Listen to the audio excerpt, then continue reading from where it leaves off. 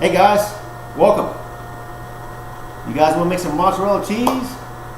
Yeah, that's what I like to hear. There's the ambition. Well, anyways, I just everyone knows what they're here for. We're going to learn how to make mozzarella cheese, and I'm here to go over a tutorial, explain step by step the process of making mozzarella cheese and all the equipment needed from beginning to end. I just want to introduce myself before we get started. My name is Troy Summerall. And I've been making mozzarella cheese for approximately 2 years now. I'm still a newcomer at it. And the reason I got interested in making mozzarella cheese is because I met my wife about 12 years ago, and she's from Naples, Italy.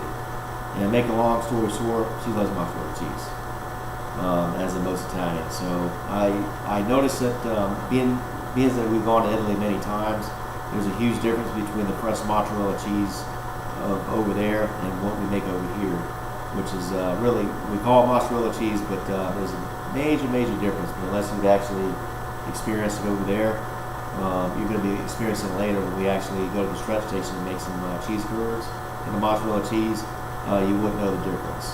So anyways, in a nutshell, about 4 years ago, I started trying to make it, but I failed every time. And reason being, for one, I was making little mistakes that I wasn't aware of, and number two, there was a lot less information on the web than there is now. It seems like every year there's more and more that gets indexed on the web, and so we tried for about a year, didn't have one success, probably wasted about 50-75 gallons of milk.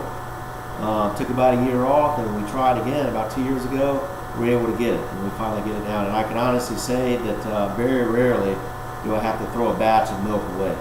For the most part, I get it every time, unless I get distracted or whatnot. All right? Any questions, guys? All right. Anyone here ever had fresh mozzarella cheese? Yeah? Yeah, so you know what I'm talking about, right? All right. Very good. All right, so anyways, we're not even at the beginning. This is fresh mozzarella cheese, and this is actually the outcome of how it should look. And that's one of the pieces that I made, actually, homemade pizza. So these are actually real pictures that I've taken from my house. All right. Let's see here. Sorry, guys. And I apologize. There is a slight glare in the TV here, the movie screen. If you can't see well enough, there's actually a couple chairs in front that you can move up if you like. And guys, again, this is a class that I actually want it to be very, I want you guys to be progressive, and I also want you to participate. So don't be afraid to raise your hand. I'm not going to put anyone on the spot, but please feel free. If you have any questions at all, if you don't understand anything, feel free to raise your hand. We can talk about it now, or you can come to me after we take our first break and we discuss these things. Okay? All right. So our objectives of this course is to identify what kind of milk is needed for making fresh mozzarella cheese, identify the equipment needed, explain the two different methods of making mozzarella cheese, and that's with citric acid and cultures, but we'll go over that later. Okay, explain the process from beginning to end of making mozzarella cheese. That's what we're going to cover in this class. Okay, identify the pH levels needed for the stretch portion of making mozzarella cheese. And last but not least, we'll take a written exam. It is pass or fail, but guys, please don't stress it out. This class is meant to be fun, and I also want to teach you at the same time. So if there's anyone that has problems with one of the tests or one of the questions, we'll come up and we'll set you straight. Okay? We'll just tell you which ones were your problem areas as far as the questions. You can sit down and just hit those certain problems. And after we're all done with the test, then we'll go to the stretch station over there, and we'll actually all get a chance to take a small, maybe 2 or 3 pieces of curd, and we'll stretch them into very small mozzarella balls using hot water. Okay? All right, introduction. Fresh mozzarella cheese can be very fun to make, but there are many uses as well for making pizza. However, without the proper training and practice, as I stated again, success rate in making mozzarella cheese will be very frustrating and a difficult task. Okay, there are two different methods of making fresh mozzarella cheese. Using citric acid and using cartridge, as I mentioned before. We will discuss both of these in class, and we'll focus on making mozzarella cheese using cartridge. Alright, what is pasteurization? Does anyone here know what milk pasteurization is? Don't be afraid to speak up, guys. Alright. Milk pasteurization was invented in 1863 by Louis Pasteur. It involves heating milk rapidly and keeping it there about 160 degrees Fahrenheit for about 15 minutes and then cooling it very rapidly. It supposedly eliminates harmful bacteria in milk. It gives the milk a very long, much longer shelf life as opposed to fresh or raw milk. All milk for human consumption sold in the United States is pasteurized or ultra pasteurized. Possible to make cheese with pasteurized milk, but not with ultra pasteurized. Every milk that you buy in Publix, any kind of grocery store, whatnot, is pasteurized.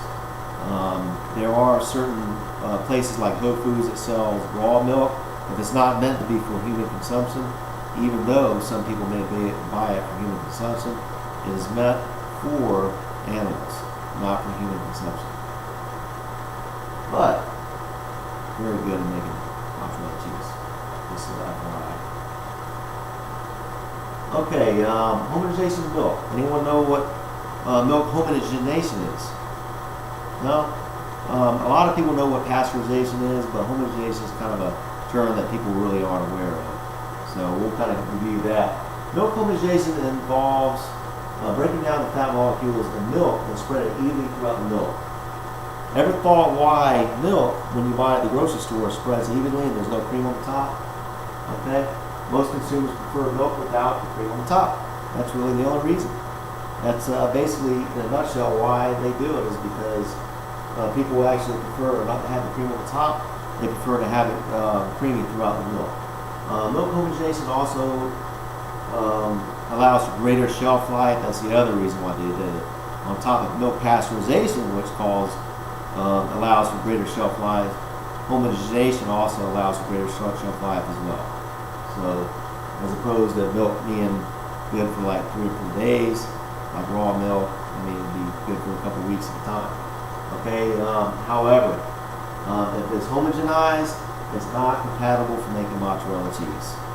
And the reason is when you get to the curd making process, trying to bring those milk casing molecules together, if those casing molecules are damaged, as with homogenization, it's not gonna occur together. Okay, most store-bought milk is homogenized, as we've already covered. And I would actually say all store-bought milk that is meant for human consumption is homogenized. Okay.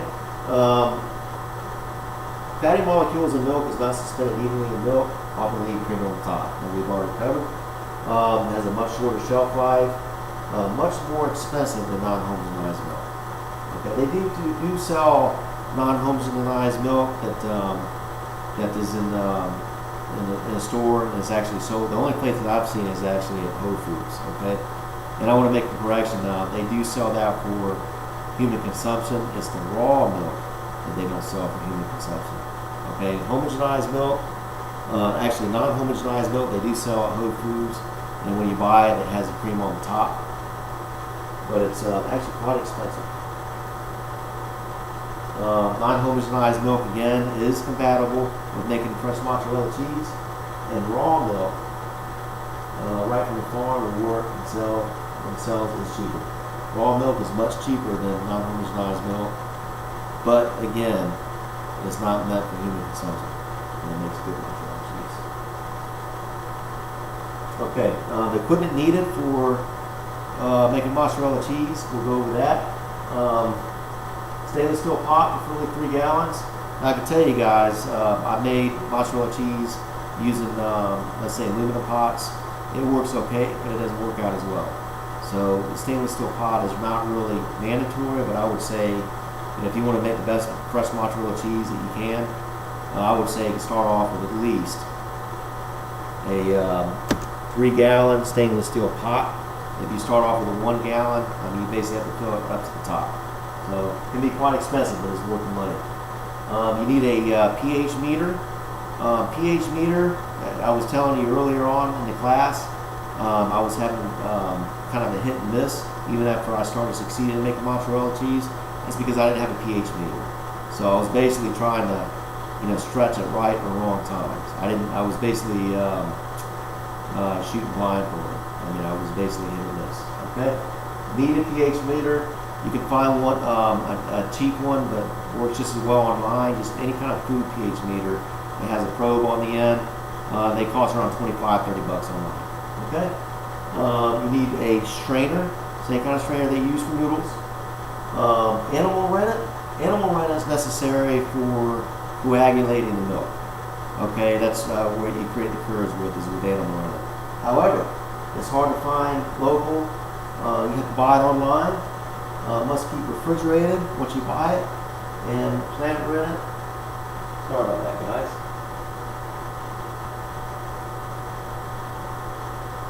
You can use plant rennet as an alternative. However, I've never used it, so I really can't tell you if it tastes the same, if it works out as well or not.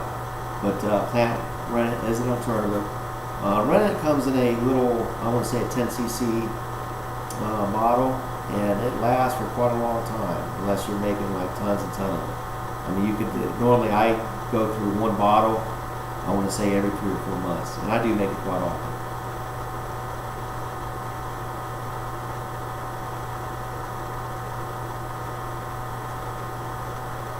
Okay, you need some kosher salt, but you can use any kind of table salt or sea salt. It's fine. I like to use kosher salt. You need a wooden spoon. However, you can use a plastic spoon or a metal spoon. It's very subjective. I like to use a wooden spoon because that's the way the Italians use it.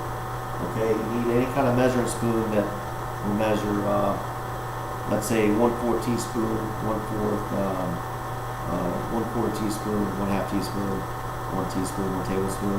It has to be specific. So we're not talking around regular, tablespoons or teaspoons. We're talking plastic measuring teaspoons that measure to the T. Has to be specific and perfect. Rubber gloves. It's very, I would say, necessary to have rubber gloves when you get to the cheese stretching part, because you're stretching cheese using water that's approximately 180, 190 degrees. So I like to use it without rubber gloves, but I burn my hands every time. So there's a tip. A measuring cup, just your regular glass measuring cup is what you need. 1 gallon of raw milk and 1 homogenized milk. What I would recommend is the first couple of times around that you start to make mozzarella cheese without this class, without an instructor next to you, do a 1/2 gallon, because if you just happen to make things not so perfect or mess the batch up, then you're not wasting a whole gallon. I started off with a 1/2 gallon, and then when I got comfortable with it, I started using a whole gallon.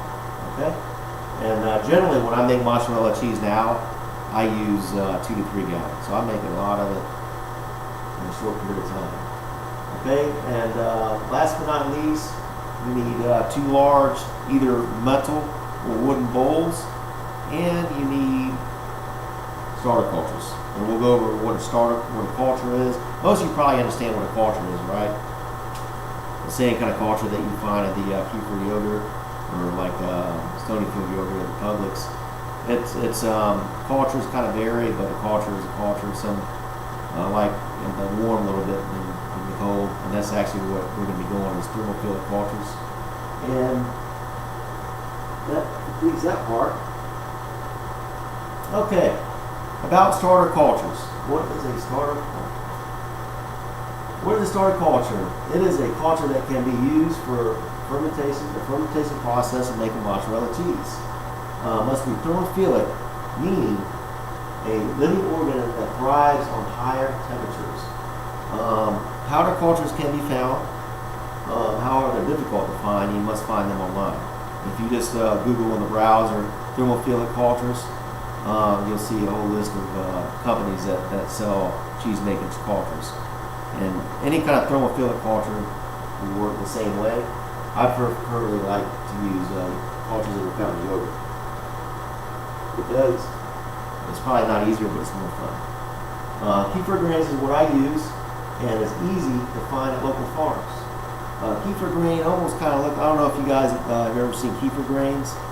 Kefir grains almost kind of looks like a broccoli that's kind of white somewhat. It just looks kind of spongy. It's really hard to explain unless you actually see it in your hand. But I found a couple local farms that sells the kefir grains that can make kefir yogurt.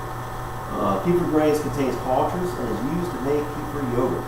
The same kefir yogurt that you find at Publix. Any of you guys ever had the kefir yogurt? It's kind of sour tasting. You actually drink it. It comes in the container. Yeah, that's good stuff. I use kefir grains as a starter culture, and it works great. Just put in 1 cup. Listen guys, just put in 1/4 cup of kefir grains into a jar. Take either raw milk or pasteurized milk that is non-homogenized, of course, and fill up the jar and let it sit for 24 hours.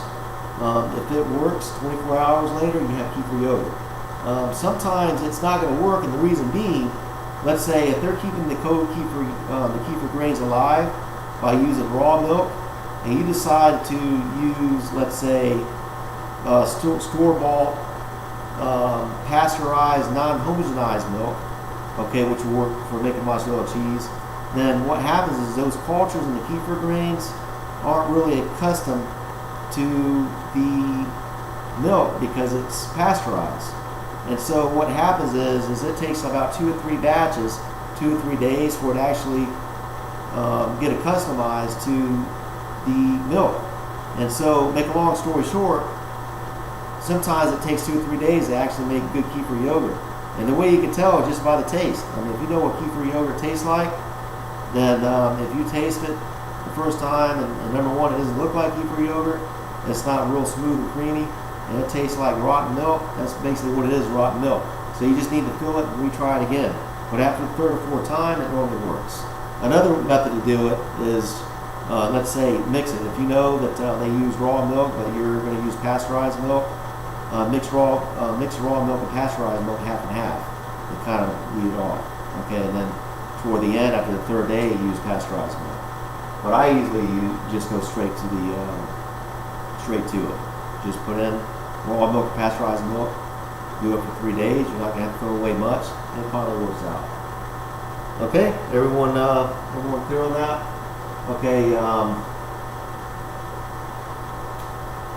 Anyone need like a bathroom break or anything like that? Okay. Guys, you know, if you need a bathroom break or whatever needs to stretch your legs, just let me know. Okay, after about 24 hours, we've already explained that. Drain the milk from the grains, and we will have kefir yogurt. This contains thermophilic cultures, the same thermophilic cultures that I had mentioned to make mozzarella cheese. I caution against using store-bought kefir yogurt. I attempted to do this one time and made mozzarella cheese, but it didn't taste that great. I couldn't tell you why. Maybe they add certain other cultures or preservatives into the kefir yogurt, and that would be my first guess is they added preservatives, but it really altered the mozzarella cheese. The texture was okay, but the taste of it almost tastes like a mozzarella cheese / provolone cheese. And I would say that it tastes horrible. It's not pretty much good. Okay, how do starter cultures work? Okay, starter cultures work. In order for milk, or as a stretch, to make cheese, the pH needs to be around 5.2. Okay, milk, to start with, is normally around 6.8. When cultures are introduced into milk, they feed off the lactose in the milk, and they excrete lactic acid as a byproduct, which lowers the pH over time. So basically, those cultures, those thermophilic cultures, they're basically, little microorganisms that are eating lactose, and as a byproduct, excrete lactic acid, which lowers the pH. Pretty simple to understand, right? And I think it's a pretty neat process.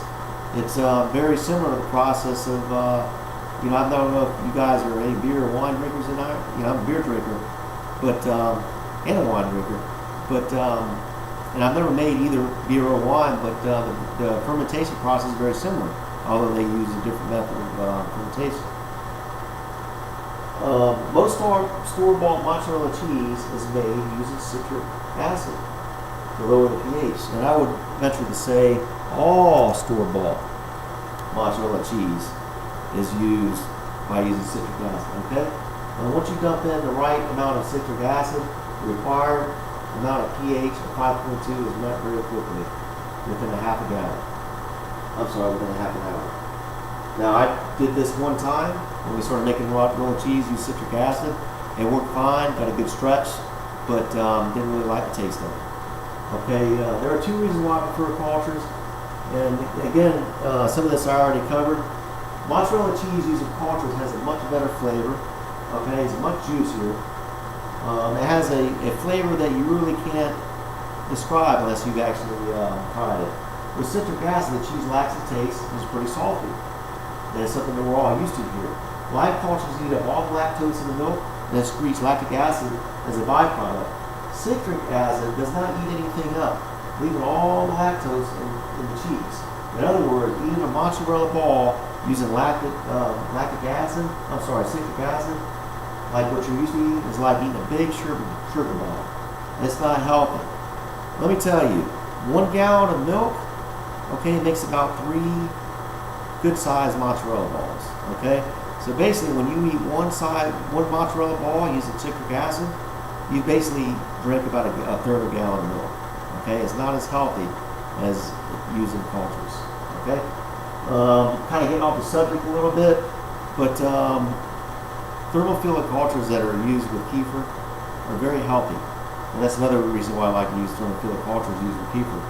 A lot of people drink kefir yogurt when they have gastrointestinal problems. What happens is the thermophilic cultures in the kefir is a good culture, very healthy culture, and they kill off the bacteria, the bad bacteria. Let's say if you've got a stomach virus or just chronic stomach illness or GERD, they kill off the bad bacteria that's in your intestines, and they basically take over your intestines. So that's basically the whole purpose of people drinking the cultures or the yogurt from kefir. All right. So just a little side note, keep that in mind. All right, let's begin. So we're going to warm the milk, and this is probably about the most important process of the whole mozzarella cheese making process. Place 1 gallon of milk into a pot. Turn the burner on low. It is very important to heat the milk slowly and not to destroy the product. Be patient, guys. I'm telling you, be patient.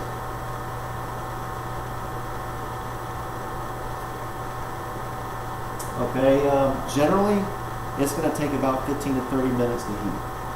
You can use a regular burner, or you can use a gas burner. I use a gas burner on my grill sometimes, but just keep in mind it's going to be low.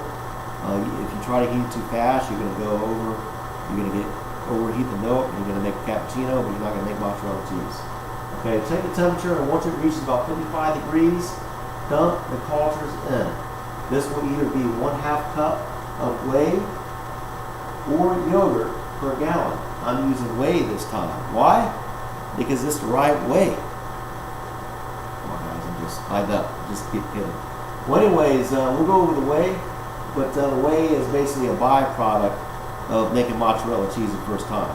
When the milk coagulates, the byproduct is whey. You can save the whey because it has cultures in it, and you can reuse it. We'll explain that later on, but I want to explain to you now since I have it up here. I usually use the whey. So the other thing is, I just kind of want to mention this class. Check the temperature, and once you reach 65 degrees, dump the cultures in. I can tell you that I've dumped the cultures in before. Like, let's say if it's 45 degrees, and it worked just fine. I think you're only going to run into problems if the milk's frozen. Okay. But as long as the temperature is around 45 to 55 degrees, you can dump the cultures in right away and work this fine. Okay? Okay, options of cultures. Remember, there are 3 different options of cultures you can use. Okay? The unit of measurement listed are for using 1 gallon of milk. Okay? If using a 1/2 gallon or 3 gallons, you just got to recalculate it. Okay, 1 1/4 teaspoon of powder culture. Okay? Powder culture, again, I used it one time. Didn't like the taste of it. It's not to say that you can't try it, maybe you like the taste of it better. It's very subjective here. A lot of people use powder culture. I like to use kefir grain cultures. Well, you can use 1/2 cup of kefir yogurt, and you can use 1/2 cup of whey per gallon. Now, it's not set in stone because the whey and the kefir yogurt can have different amounts of cultures in it. So, who am I to say that we can't use, let's say, 1 cup or 2 cups of whey? It'll work. It'll just work a whole lot quicker. And it's really difficult to know how much cultures that are contained in this whey has been sitting in my refrigerator for 2 months. I mean, they may have cultures up through the roof, and maybe a tablespoon would be enough. But 1/2 cup is just a general measurement, and it'll work fine. But if you decide, okay, I want to speed up the process up a little bit, you could put 1 cup or 1.5 cups away, and it just means that it's going to fermentate a whole lot quicker. Okay, but then, therefore, you got to be a whole lot more careful that it doesn't get too acidic on you too quickly. Okay, so you want to warm the milk to about 88 to 90 degrees. Slowly warm the milk, occasionally stir. This will take about 15 to 30 minutes. While you are waiting, place 1/4 cup of purified water into a measuring cup. Warning, do not use tap water. Okay, and I'll tell you why after I cover this. I like to hit the middle of the road. As a general rule, you want to heat the milk up to about 88 to 90 degrees. The way I feel, why not 89? So that way we don't go a little bit too hot, a little bit too cold. So my target's around 89, but you guys can, as long as it's in between 88 to 90 degrees Fahrenheit, you will be perfectly fine. Okay? It is very important to stir while you're testing the temperature, because the milk on the bottom will be a lot warmer than the milk on the top. Okay, so if you're measuring the milk on the top, it's going to be colder than the bottom, so you need to constantly stir while you're taking the temperatures. Okay. Oh, let's go back to that. The reason we don't use tap water while running in tap water is because the chlorine that's added at the water treatment plants are enough to actually destroy the rennet. So you want to buy purified water at the grocery store. So you want to fill up a 1/4 cup of water, tap water. Remember, there are 3 options of cultures you can use, and unit of measurement listed for using 1 gallon of milk. I think we already covered that, didn't we? Sorry, guys.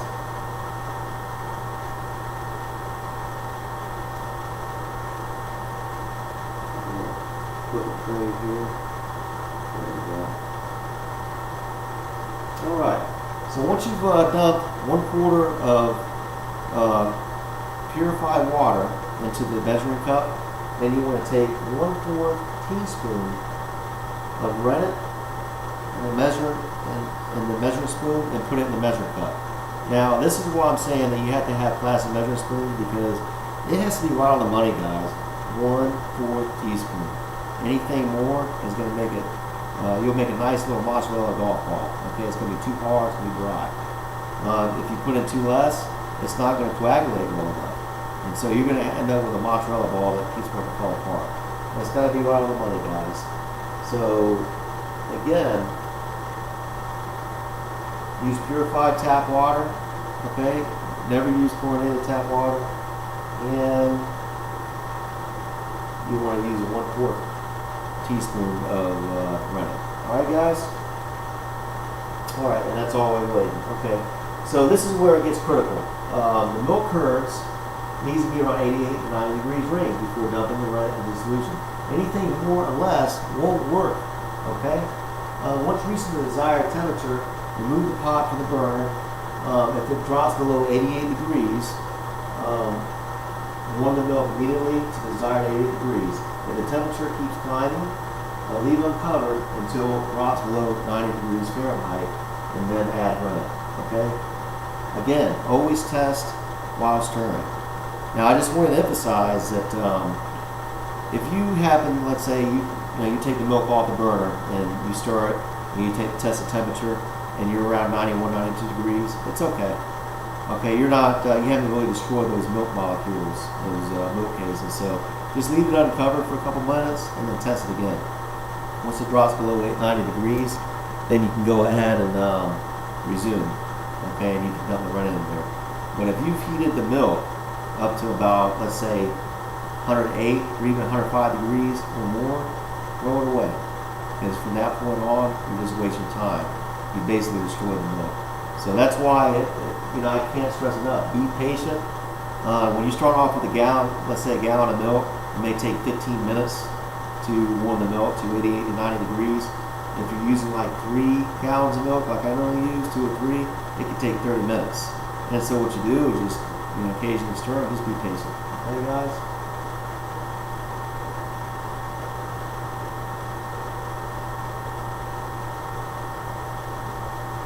Okay, once the milk has reached 88 to 90 degrees, remove the pot from the burner and dump in the rennet. Stir for about 1 minute, okay, and cover the pot and let it sit for an hour. All right. I can say that once you've covered and let it sit for an hour, if you have let's say a glass lid, you need to cover it with a tablecloth.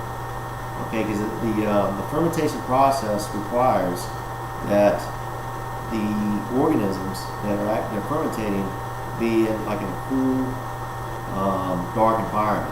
Okay, they don't fermentate well in daylight. So, cover it with a cloth unless you have like a aluminum or steel pot cover, a lid rather. If you have either, then you can use a cloth and put it in the oven. And normally oven or a microwave, a big microwave, will create that dark environment that suits well for the fermentation process. Okay. After about 1 hour, we want to test for clean break.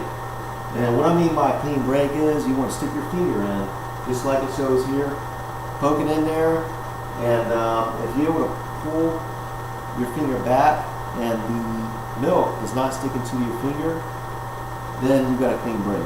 But if you stick it in there and it's still liquidy, as I would say, then you don't have a clean break. It's not going to work. The milk hasn't coagulated well enough, and you're going to have to cover it up and let it sit for another 30 minutes. After another 30 minutes, if you don't get a clean break, throw it away, because there's something went wrong along the way. Normally, it has to do with the temperature. At this point here, if it doesn't work out, if it does not work out, then probably you went wrong with your temperature somewhere along the way. All right, guys? Any questions? All right. Okay, there are 2 methods of doing this here. I list my method. You can take this and you can just kind of chop it up into small pieces. We're not trying to make soup here, guys. We're just trying to chop it up so that way we got nice little chunks. Another way to do, another accepted message is to take a sharp knife and cut 1/2-inch squares. I like to do this because it's a whole lot quicker and a whole lot easier. And either way, it's just fine. Alright guys, so once you've done this, chop it up, you want to let it sit for 4 hours. Okay, and this is where the fermentation really takes place. Not only does the fermentation take place over the course of 4 hours, it also allows those curds to get firm and to mature, as we would call it. And what happens is, if it's working properly, all those chopped up curds or pieces of milk that we've chopped up will sink to the bottom. So basically, when you lift the bowl, okay, you see this way down here. Okay, there's a lot of whey sitting on the bottom of that bowl that you're not seeing. I'm sorry, the pan. Okay, it's because it's gotten mature, it's gotten heavy, almost like waterlogged, and it's sink down. It won't sink to the top. And so basically, if it lets it 4 hours until the curds mature, scoop it out and place it in a strainer and drain for 15 minutes. And this is just, basically drain. It's going to be quite waterlogged this time. It's going to have a lot of whey inside those curds. The whey is going to drip out. After about 15 minutes, take your finger and poke a hole in the middle. Okay, this is where you're going to be testing the pH. Okay, just like we did here. Poke your hole in the meter in the middle. Sorry, guys. And what's going to happen is that's going to create a reservoir where you're testing pH. From this point on, that hole is going to have, if it doesn't already, it's going to have whey in it. And that's where you're going to stick your pH meter, okay? All the extra whey, guys, don't throw it away. That's good stuff. Okay, and I mentioned it here. You can save the whey. You can use this whey for making cheese in the future. It contains the needed cultures and will stay good for a period of 3 months refrigerated. Okay, that's just general rule. Okay, I've got some whey in my refrigerator that's been there for probably 3 or 4 months, and I'm sure that it will work fine. Okay, there are many other uses for using whey, ranging from mixing protein shakes to making cakes. What I can tell you is anything that that requires using water, such as boiling rice, adding water for making a pot roast, baking cakes, you can use whey, and it's very healthy. It's got vitamins, it's also got proteins. I used to make it all the time with making protein shakes, but if you drink it, it actually has kind of a caramel flavor. It looks kind of nasty. I used to always throw it away. It's kind of cloudy, yellowish, but when you drink it, it actually tastes pretty good. It's very healthy. So, you know, it gets to the point where you end up with too much whey, because as you're making the cheese, there's a lot of whey that's left over, so you start throwing it away. You know, you can't, you know, I've got my refrigerator filled up, and at some point you're just going to have to start tossing it. But until you reach that point, save it. Okay, guys, what I would say, and I forgot to mention it, once you've put it in the strainer, you want to cover it. Again, it needs to be in a cool, dark environment to allow, this is where all the fermentation is taking place right now, all the big fermentation. So you want to let it in a cool, dark environment, just like if you were making wine or beer. Same concept. Test periodically until pH reaches about 5.2, okay? You are testing the whey in the hole that you made, which closely relates to the pH in the cheese. The whey that closest relates to the pH of the cheese is what's on the whey. If you test the whey that's at the bottom of the pot, it's going to be way off. So what better way to do it inside the cheese? And that's why we actually poked a hole in the middle, created a reservoir. And that was something that I never really learned. It was something that I kind of figured out on my own. Well, it's actually my invention. Okay, the fermentation process. It can take anywhere between 2 to 12 hours. It depends on the amount of cultures that are in the milk and how well they are fermented. Again, who knows how much cultures that are in a quarter cup of whey. And that's what I'm talking about. One time I remember, again, I made it in 2 hours. It was ready to stretch. Most of the time, I can tell you that it takes anywhere from 8 to 15 hours. Very rarely does it take longer than that. If above 5.4, it's very hard to get a good stretch. If it's below 5.1, it stretches too easily and becomes slimy. It tends to fall apart while stretching. I've done both. And the reason I was able to come up with this range, I can tell you guys, is because I've tested this range many times. And what I found is you can stretch mozzarella cheese if it's around 5.4 range, but what happens is it's very hard to stretch, and you almost have to pull it down with your hand. And after it's done, it's not as juicy and it's a lot tougher. And also, on the flip side of the coin, if you drop below 5.2, if you're like around the 5.1 range, it tends to stretch too easily and fall apart on you, and you have trouble making a nice firm mozzarella ball. It tends to want to flatten out like a pancake, and it also tastes a little bit too acidic. So although very subjective, I like 5.2 range. There may be other cheese makers that say 5.3, 5.1, but through my experience, 5.2 is the best way to go. I know you guys are getting ready for lunch, so I'll get you out of here. Alright, start with the curve. Once a proper pH level has been reached, place the cheese or curd on the cutting board. Okay, just like you can see here, and cut into 3/4 to 1 inch squares. Okay, so just chop it up. And don't let it sit for too long, because this pH is still dropping. It's kind of funny, guys, but for what I've noticed, when you start fermentating process, the fermentating process will start off, once we start draining, once we put it in the strainer, probably around 6.2, 6.3. And it's normally pretty slow in fermentating. But once you drop below 6, once you get around 6.8, 5.8, from that point on, it starts dropping very rapidly. And so, 1 minute you're at 5.4, and you check 10 minutes later, you're at 5.3. So the lower it drops, you really have to start being careful. And I've actually had times where I chopped it up and let it sit there for an hour, and I came back, and it's way too acidic. The longer it sits, the more acidic it gets. When you reach this point, it's time to rush. Okay? Okay, you want to heat the water. You can use your whey if you already have a lot of whey. And that's what I do with it, is I just use the whey. I don't throw it away, and I use it for the heating process. Heat water away about 180 degrees to 190 degrees. I normally use at least 1 gallon. There's no set amount, you just need enough water, that's all. Okay, place 1/2 to 1 gallon of curd in a large wood or metal bowl. I would suggest beginner to start with 1/2 gallon, okay? And the reason being is because there is a window when you start stretching.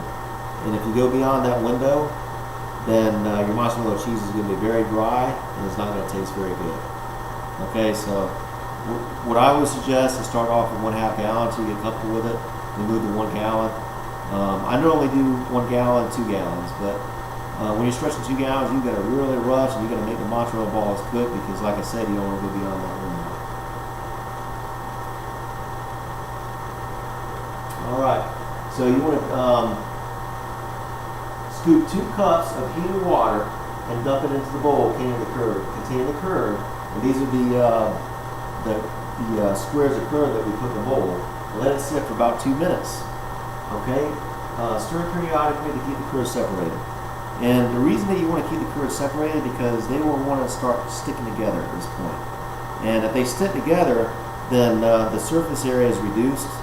You're not going to get enough of the curd that is getting enough heat into it, and it's going to take a lot longer to heat up. So you just want to take the spoon, whatever spoon that you choose, and you just want to keep breaking it up within that 2 minute period.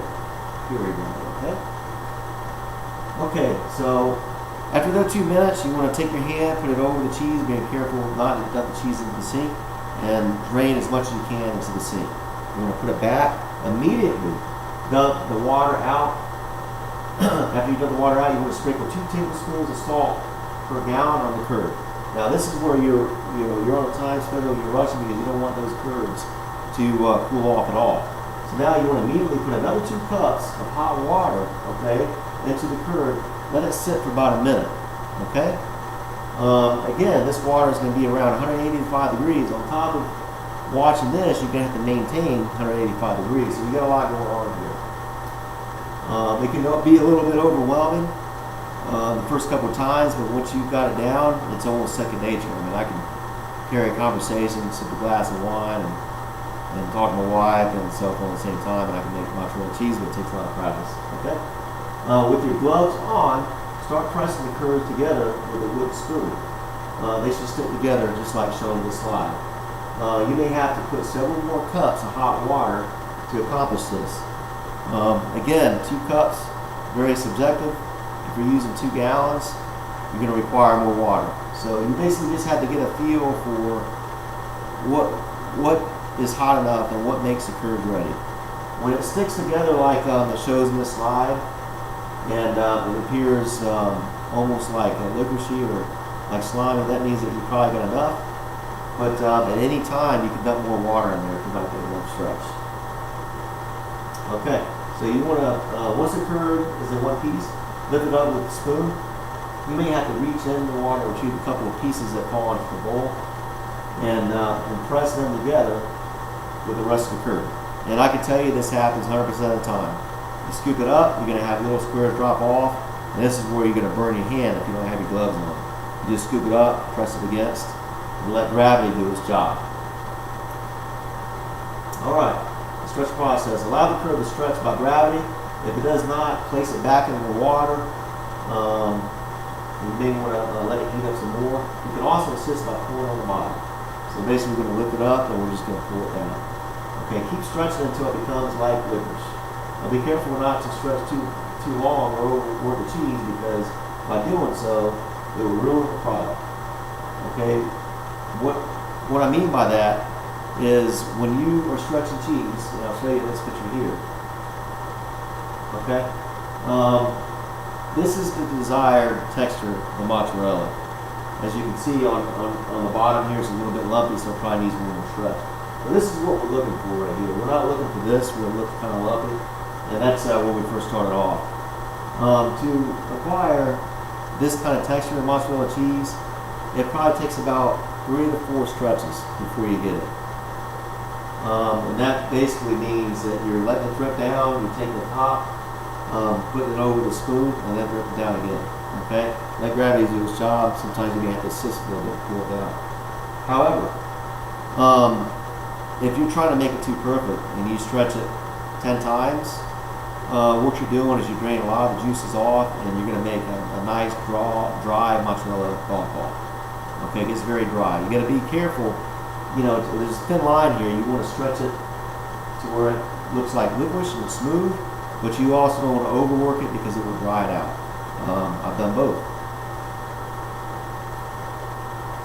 Okay, mozzarella ball. Once the curd is smooth like silk, make the mozzarella balls by holding a 2-inch strip, or a 2-inch strip, 2 to 4 times, depending on the desired size, and then pushing it through your thumb and index finger, just like shown in this slide. So, what I would suggest for you guys, we're actually going to do 1-inch strip, because the curd that you're going to be starting off with is going to be 3 or 4 curds, so it's going to be very minimal. But starting off, I would say 2-inch strip makes a small mozzarella ball, such as this right here. That's a pretty small mozzarella ball, and therefore is much easier to handle. I normally, sometimes I would take like a 4 to 6-inch strip and do it 4 to 6 times, lap it, and make a big, huge mozzarella ball. It really takes a lot of practice, and like I said, once you hit this point, you're on a time schedule, because this cheese down here, okay, it's cooling off, and so we got to keep, it alive here, okay, guys. And basically, what we want to do, like I said, in this picture here, is you want to squeeze it through your index finger. Okay, squeeze the ball at the bottom to seal the finished product. Break it off, okay, and place the mozzarella ball in cold water, ice cold water. Now, this part is very important, and it takes a little bit of practice. Basically, when it reaches this point, it looks like it's very easy to break, but it's not. Like I said, just like licorice, you got to squeeze as hard as you can, almost straining, and you got to take the bottom and rip it off like that. And sometimes you have trouble even doing that. But you have to seal the bottom so that way it preserves all the juices and milk that's inside this mozzarella ball. If you mess up on this part and you don't fuse it together, then what's going to happen, as soon as you drop it in the ice water, it's going to drip the milk out. Now, why is it important to use ice water? I'll tell you why. It's because if you don't, when you set this down, it's the bowl with no water at all, what's going to happen is it's going to flatten out like a pancake. So in order to keep the shape of the mozzarella ball, you have to cool it with ice water. All right, guys? You guys have any questions? All right, let's move on. All right, so this is basically the finished product. It was a pretty good batch. Probably wasn't my best work, but it was a pretty decent batch. And it's ready. By the way, in case you didn't know, they call fresh mozzarella for one reason.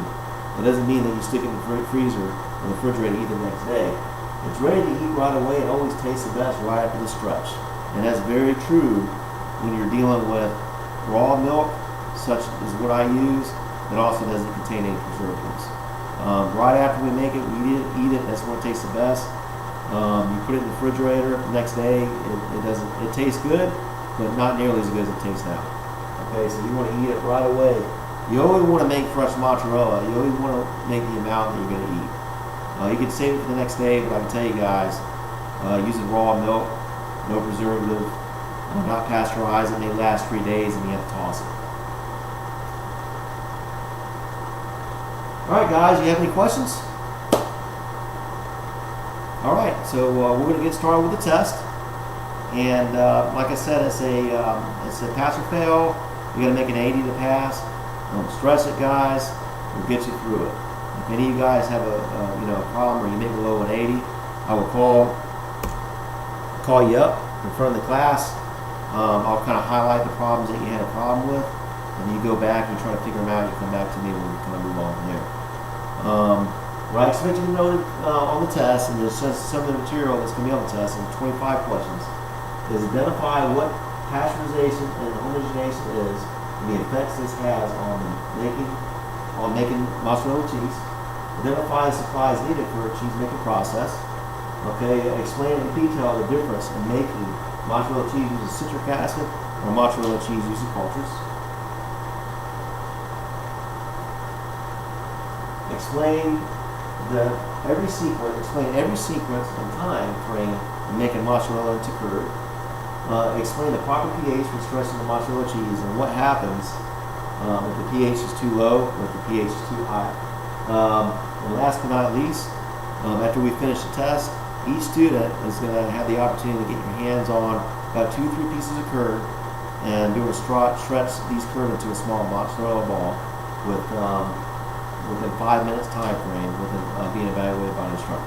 Okay, and our instructors aren't there to make you nervous or rash you; they're there to help you. If you start, let's say, making a mistake, they're just going to kind of guide you in the right direction. Okay, so they're going to be your students. Okay, and again, this class is designed to be fun and is designed to help you succeed in making mozzarella cheese a lot quicker than I did, and hopefully this class helped you. And we're going to get started. So if you guys don't have any questions, no? All right, well, let's get started. Let's have some fun.